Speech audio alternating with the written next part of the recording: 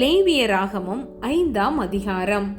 சாட்சியாகிய ஒருவன் இடப்பட்ட ஆணையை கேட்டிருந்தும் தான் கண்டதையும் அறிந்ததையும் தெரிவியாதிருந்து பாவம் செய்தால் அவன் தன் அக்கிரமத்தை சுமப்பான்.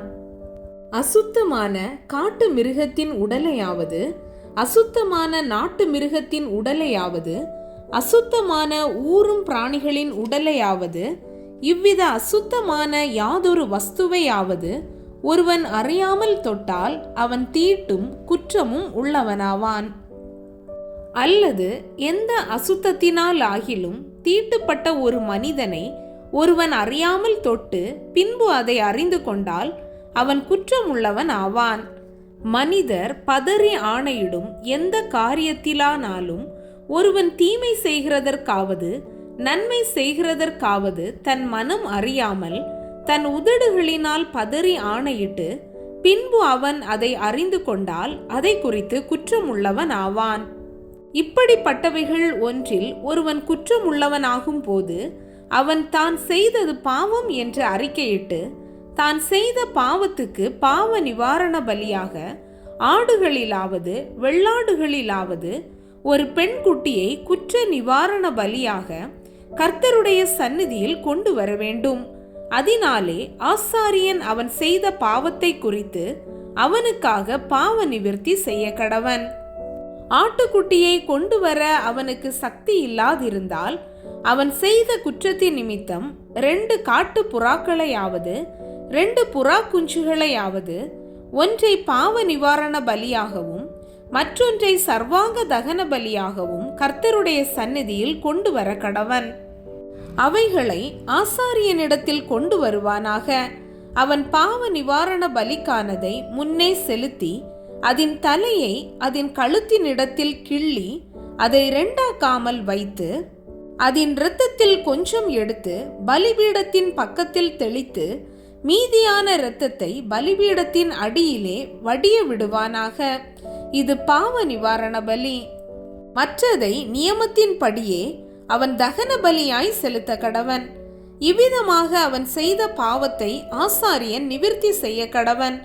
அப்பொழுது அது அவனுக்கு மன்னிக்கப்படும். 2 காட்டு புறாக்களையாவது 2 புறா குஞ்சுகளையாவது கொண்டு வர அவனுக்கு சக்தி இல்லாதிருந்தால் பாவம் செய்தவன் பாவ நிவாரணத்துக்காக 1 எப்பா அளவான மெல்லிய மாவிலே 10ல் 1 பங்கை தன் காணிக்கையாக கொண்டு வருவானாக.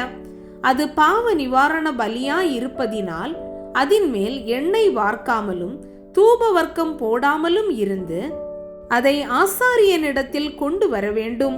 அதிலே ஆசாரியன் ஞாபக குறியான பங்காக தன் கைப்பிடி நிறைய எடுத்து கர்த்தருக்கு இடும் தகன பலிகளைப் போல பலிபீடத்தின் மேல் தகனிக்க கடவன். இது பாவ நிவாரண பலி. இவ்விதமாக மேற்சொல்லிய காரியங்கள் ஒன்றில் அவன் செய்த பாவத்துக்காக ஆசாரியன் பாவ நிவிர்த்தி செய்ய கடவன். அப்பொழுது அது அவனுக்கு மன்னிக்கப்படும். மீதியானது போஜன பலியைப் போல ஆசாரியனை சேரும் என்றார்.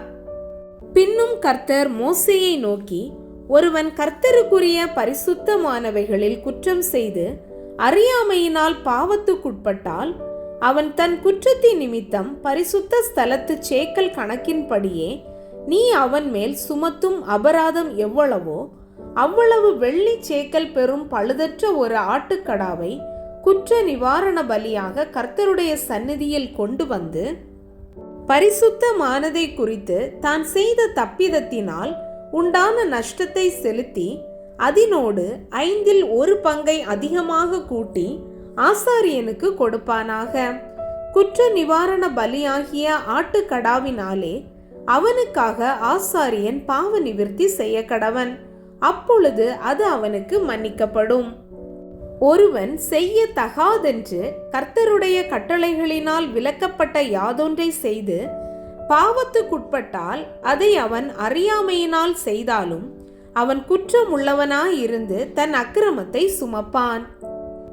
அதிநிமித்தம் அவன் குற்ற நிவாரண பலியாக உன் மதிப்புக்கு சரியான பழுதற்ற ஒரு ஆட்டுக்கடாவை ஆசாரியனிடத்தில் கொண்டு வருவானாக. அவன் அறியாமல் செய்த தப்பிதத்தை ஆசாரியன் அவனுக்காக நிவிர்த்தி செய்ய கடவன். அப்பொழுது அது அவனுக்கு மன்னிக்கப்படும்.